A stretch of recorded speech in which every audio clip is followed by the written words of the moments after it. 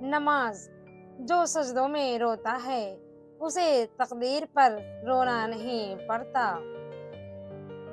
محمد صلی اللہ علیہ وسلم نے فرمایا، میری امت کے غریبوں کا حج جمعہ کی نماز ہے۔ قرآن پاک بار بار کہتا ہے، نا امید نہ ہو، کمزور نہ پڑو، غمگین نہ ہو، بے شک اللہ تعالی ہر چیز پر قادر ہے۔ اسلام اتنا خوبصورت مذہب ہے کہ غور سے اذان کی آواز سننے سے ہی ڈپریشن دور ہو جاتا ہے۔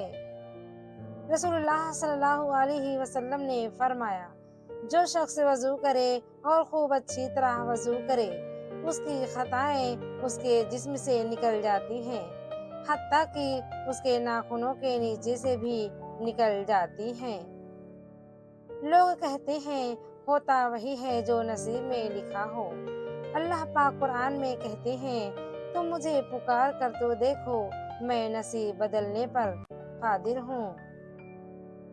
رسول اللہ صلی اللہ علیہ وسلم نے فرمایا، جب آدمی سوئے تو اپنے دائیں ہاتھ کے سر کے نیچے رکھے اور پھر یہ دعا پڑھے، اللہم الیک اسلمت نفسی۔ اگر وہ اسی رات فوت ہو گیا تو اس کے لیے جنت میں گھر بنایا جائے گا۔